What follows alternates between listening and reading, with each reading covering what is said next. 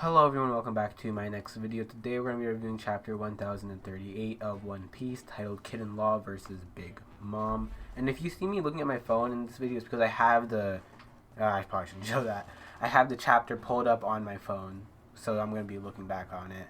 So, yeah, the title was very interesting to me, because when I first saw it, I'm like, is this really the chapter where the Kid in Law versus Big Mom fight ends? And I got really scared that it was going to be like some... super rushed ending to the fight where Law defeat Big Mom in one hit, which thankfully is not what happened. The fight did not end in this chapter, at least I don't think so. So, yeah, and we didn't really get that much of a focus on the fight in the chapter. Like, obviously, there was a big focus on it, but it's not like the entire chapter was about it. There was actually quite a bit of stuff that happened. But what better to start the chapter off than Rhizo versus Fukurokuju? This fight is still going on, and it did not even end in this chapter, which is crazy because they were progressing it so slowly. They gave one page for it, and in the last time they showed it, it was like a couple panels. So it's like, why are they drawing this out so much? I guess the pacing of the fight is supposed to like match the pacing of like Kazenbo and the fire and stuff, because like the fire is what's ultimately probably gonna end the fight. I imagine Rhizo and Fukurokuju is gonna be like a battle of stamina. Rhizo will be able to take it, and Fukurokuju won't, which will lead Rhizo to be the winner. So that's, I guess we're just gonna have to wait until the fire gets a bit more serious. Even though it is already serious, like people are dying at least I think. But Jinbei, he's out here. He's helping a lot of people who are caught in the crossfire. Some samurai, and Jinbei, he's I don't really see what he's gonna do from here on out. He's just kind of like going around, because the thing about this is that all the Tobirapo members, they're pretty much wiped out unless some raid fail thing happens and then they all get awakened and like literally awakened with their devil fruits. But for now, Jinbei, he took down who's who. And now I don't really know what he's doing. He's probably just gonna go around, helping out whoever needs help. Just gonna be like some sort of support. But actually, another Straw Hat who hasn't really done much is Frankie. He fought Sasuke, and he beat Sasuke, which I actually did like that fight. I think that fight was pretty good. It was like, obviously, it wasn't really that long, but I wasn't really dying for a full length Frankie fight. So I think it was short, but it was sweet. I liked it. But anyway, the reason why I'm talking about Frankie is because he might be doing something now. He later in the chapter, we see Zoro, which I guess we should go to that.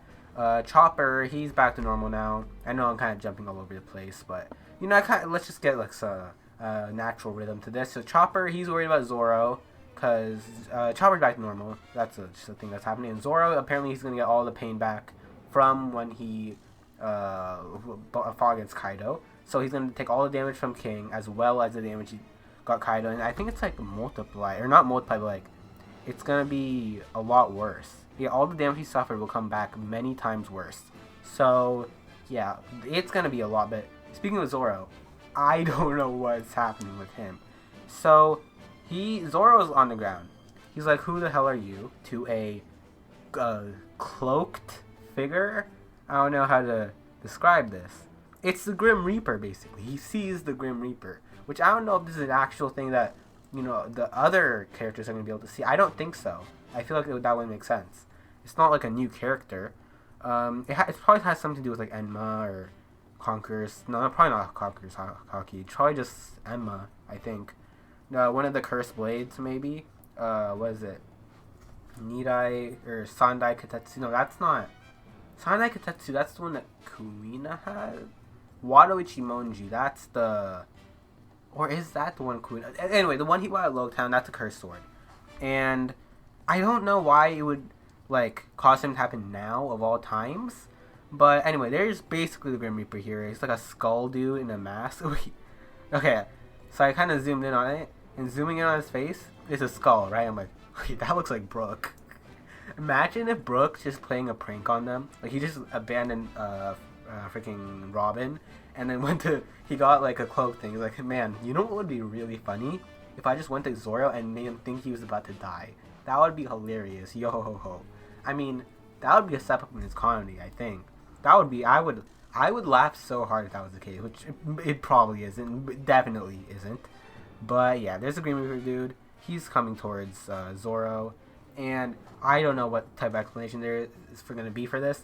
I mean, One Piece has been known to delve into like the supernatural stuff, because there was like the Cloptermans, which I thought was very like fairy tale esque, because like the ships having spirits and stuff. So the idea of there being a Grim Reaper, it's not that crazy, but I do really want an explanation for it. And one last thing about that though is that when I first saw it, one thing that it really reminded me of was Hawkins' ability when he summoned that like big thing. It obviously, like, looking back on it, it doesn't look the same really that much, but I did see some similarities, especially since he has that, a scythe. Is that the word for it? Scythe, I think. But anyway, the reason why I did mention Frankie earlier is because now Frankie's going towards Zoro, and I feel like that's just where he's going to become relevant again.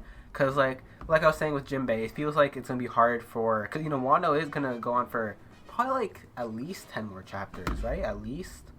So, I don't know, in those 10 or however many chapters left of Wano, how relevant the other Straw Hats are going to be once they finish up their fights. Because then it's just going to be, like, Luffy, and then Luffy and Kaido, and then Long Kid versus Big Mom. But yeah, so Frankie's going to go to Zoro. He's going to, like, carry him and be like, oh, Zoro, don't die. Or who knows, maybe he'll see the Grim Reaper thing. I don't think that he'll be able to see it, but it's a possibility, so it might happen. But another big thing in this chapter is with Rhizo. Rhizo, last time we saw him, he was helping Usopp get away with Kinemon and Kiku. And he's taken some damage, definitely taking a little bit of damage. But one of the big things is that CP0's here. And CP0 is like, oh, we really shouldn't be letting you go, but you're not really our main priority. We're after the Straw Hats now. And that set off something in Rhizo, because Rhizo obviously doesn't want the Straw Hats to go down, because A, he's allied with them now, right? He's working with them, and B, because, Marineford, Whitebeard really wanted Luffy to live, because, Ace died, but Luffy, like, if anything, all the Whitebeard remnants have to try and protect Luffy.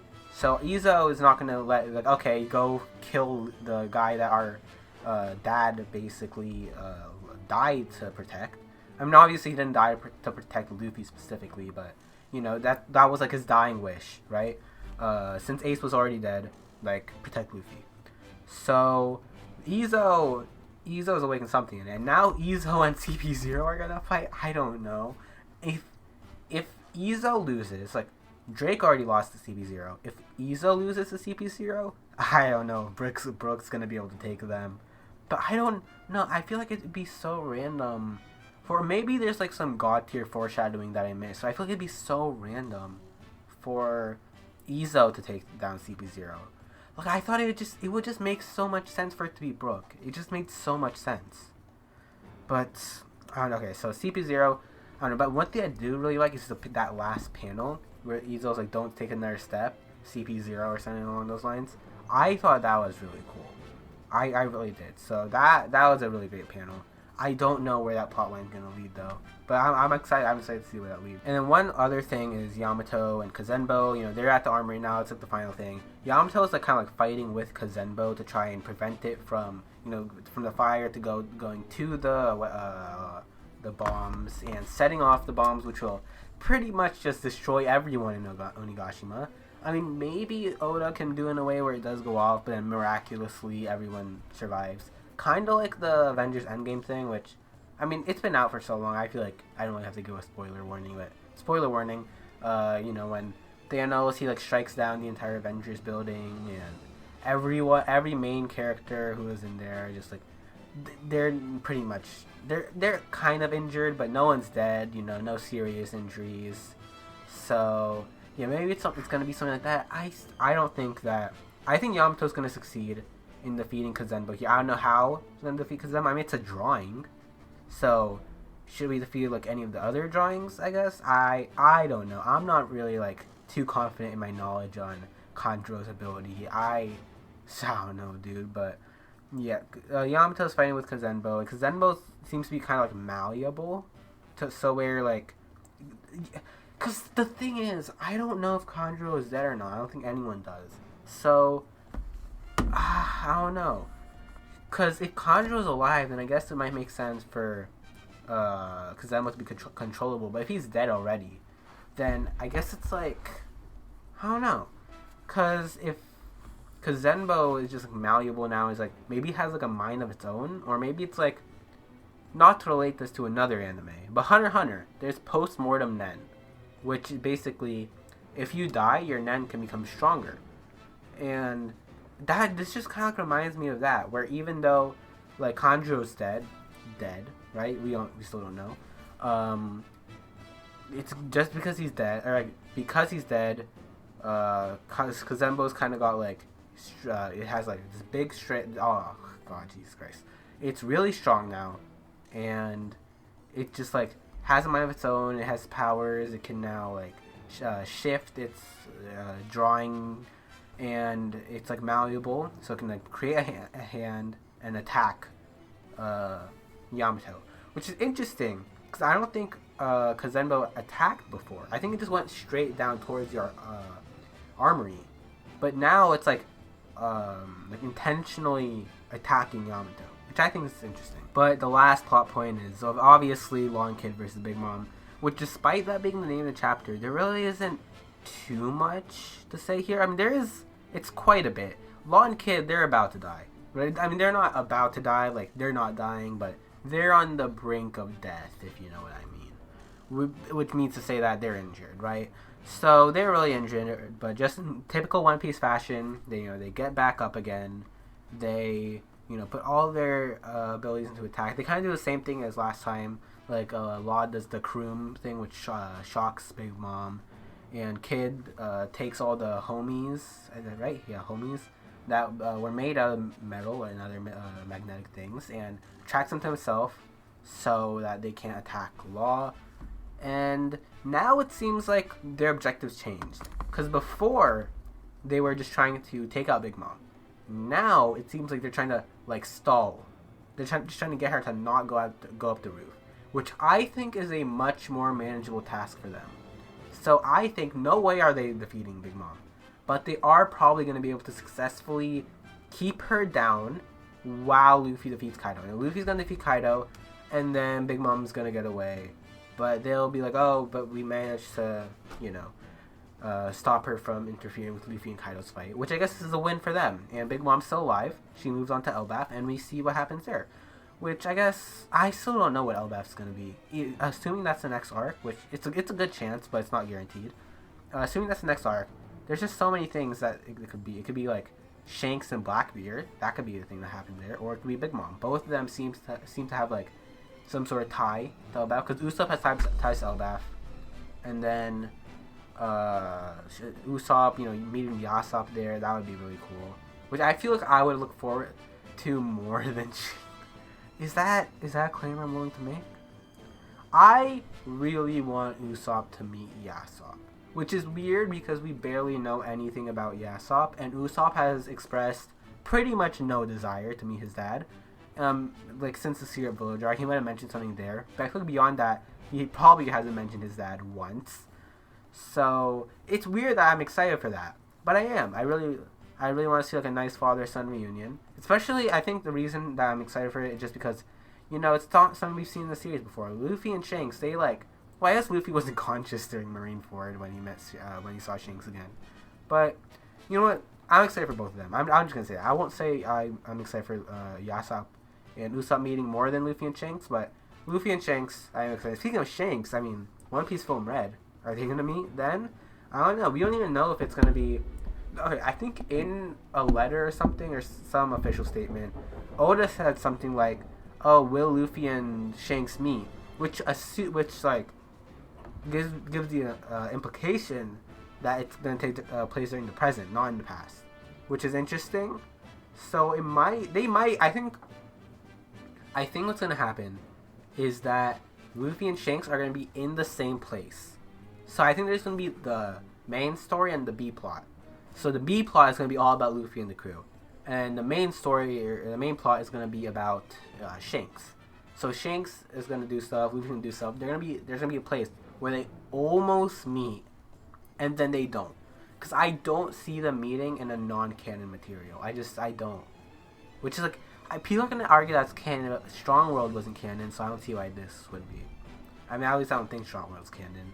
So yeah, I'm getting off topic. Big Mom Kaido, or Big Mom versus Long Kid. Excited to see where that goes. Big Mom, I don't think is getting taken down this arc. She probably would have taken down by Luffy just because on Fishman Island he said that he would. And I feel like if he said that he was going to take someone down, if Luffy says he's going to take someone down, he's going to take them down, right? So Luffy's probably going to be the one to take down Big Mom. That's my guess. But yeah, this was a pretty good chapter all around. It was good. It was good. I liked it. But yeah, if you enjoyed the chapter, let me know in the comments what your thoughts on it were. And I will see you guys next time. Bye.